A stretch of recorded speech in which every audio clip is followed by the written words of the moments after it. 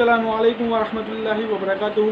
मैं उसामा शेख और आपको अपने यूट्यूब चैनल के अंदर खुशामदीद कहता हूँ। आज फिर से हम गुफ्तगू करेंगे आर्मेनिया और अज़रबैजान के मसले के ऊपर।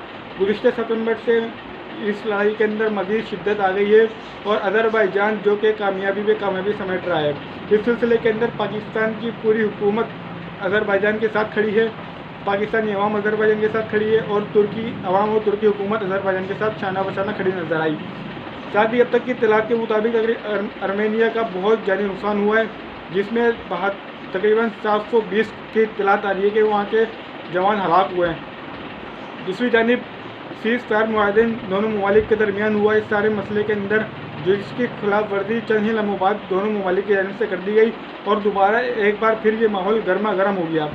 साथ ही अमेरिका समेत फ्रांस, यूएस और रूस इस मामले को ठंडा कराने के लिए यानी कि जद्दोजहद करती रही। मिस्र जो कि यूरोपीय यूनियन ममालिक के यानी कि जिसे कहते हैं तंजीम है, वो इस सारे मामले के अंदर एक्टिव रही और इसको ठंडा कराने की भरपूर कोशिश जारी रही। साथ ही कि इस सिलसिले के अंदर अज़रबैजान के 2 अहम शहरों पर आर्मेनिया की जानिब से हमला हुआ, जिसके अंदर हलाकतें वाक़ हुई। अब तक की इत्तलात के मुताबिक तकरीबन आर्मेनिया को बहुत जानी नुकसान हुआ है और पाकिस्तान के सफ़ीर अज़रबैजान में अली ज़ादे के मुताबिक आर्मेनिया ने 95 विलेजेस और एक कस्बे के ऊपर अपना मुकम्मल कंट्रोल संभाल लिया है, जो कि एक बहुत बड़ी बात समझी जा रही है। साथ ही कि इमरान खान ने 18 अक्टूबर 2020 को अज़रबैजान के यौम आज़ादी के ऊपर अज़रबैजानी अवाम को मुबारकबाद दी और इनके साथ नेक तमन्नाओं का इजहार किया और उनके साथ शाना बशाना खड़े रहने का अज़म भी किया।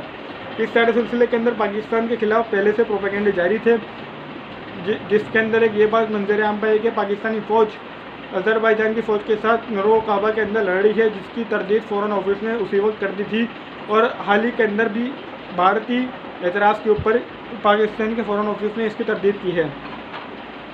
दूसरी जानिब पाकिस्तान के यौम आज़ादी की मुबारकबाद के अंदर एक बहुत बड़ा यानी कि गुड बैक अज़रबैजान के अवाम की तरफ से पाकिस्तान को मिला। वो ये कि सफ़ीर के मुताबिक पाकिस्तानी परचम वहाँ पर किल्लत हो गई है और डिमांड के अंदर मज़ीद इजाफा हो चुका है। इस सारे सिलसिले के अंदर तुर्की और पाकिस्तान रोज़े अव्वल से अज़रबैजान के साथ खड़े थे। अगर हम आर्मेनिया की जानिब से बात करें तो आर्मेनिया इसको रोज़े अव्वल से एक होली वॉर की यानी की तरफ मंसूब कर रहा है कि ये एक ईसाई और इस्लाम की लड़ाई है, ये ईसाइयत और इस्लाम की लड़ाई है। हमें ये तस्वीरें भी मंजराम पे देखने में मिली कि एक पादरी एक हाथ में स्लेब उठाए, एक हाथ में बंदूक उठाए नजर आते हैं। बहरहाल सारे मामले के अंदर आर्मेनिया को मुँह खानी पड़ी। दूसरी जानिब अमेरिका, रूस, रशिया समेत दीगर यूरोपीय ममालिक जो हैं इस सारे मामले को ठंडे करवाते हुए नजर आए। मिक्स ममालिक की बाकायदा तौर पर मीटिंग बुलाई गई और कहा गया कि तैयब उर्दुगान के ऊपर हम पाबंदी लगाने जा रहे हैं क्योंकि वो यानी कि अज़रबैजान को सपोर्ट कर रहा है। बहरहाल अब तक की इत्तलात के मुताबिक जो इल्ज़ाम तुर्की पे लगाए जा रहे थे, जिनमें से ये भी था कि तमाम मुजाहिदीन को जो कि शाम के अंदर लड़ रहे हैं, तुर्की के सपोर्ट जिनको हासिल है वो अज़रबैजान की तरफ यानी कि मूव कर दिए गए हैं, जिनकी तरदीद तुर्की हुकाम ने रोज़े अव्वल से कर दी गई थी। जिसके बाद मामला यूँ नज़र आ रहा है कि यानी कि रूस के सदर यानी कि तैयब उर्दुगान से मिले।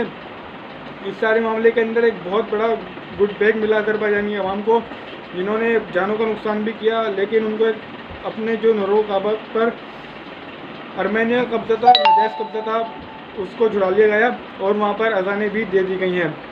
ये अगर हम नरो काबा के जोग्राफी की बात करें तो ये जब से रशिया उस एरिया को छोड़ गया है नरो काबा को, वो बैनुल-अक़वामी तौर पर अज़रबैजान का हिस्सा है और आर्मेनिया ने वहाँ पर नाजायज़ कब्जा कर रखा है। नरो काबा वो हिस्सा है जहाँ पे अमेरिकन हमायत याफ्ता मिलिशियंस काम कर रहे हैं, जो कि अज़रबैजान की सरजमीन के खिलाफ वफ़े से एक्टिव रहे हैं। 1998 के अंदर और 92 के अंदर भी दीगर अमूर के ऊपर इस मोर्चों के ऊपर तसादुम हुए। जनवरी 2020 के अंदर भी इन मोर्चों के ऊपर तसादुम होते रहे, जिनके अंदर जानी नुकसान देखने को मिला। अब तक के लिए इतना ही। अपने मेज़बान उसामा शेख को इजाज़त दीजिए। अल्लाह हाफ़िज़।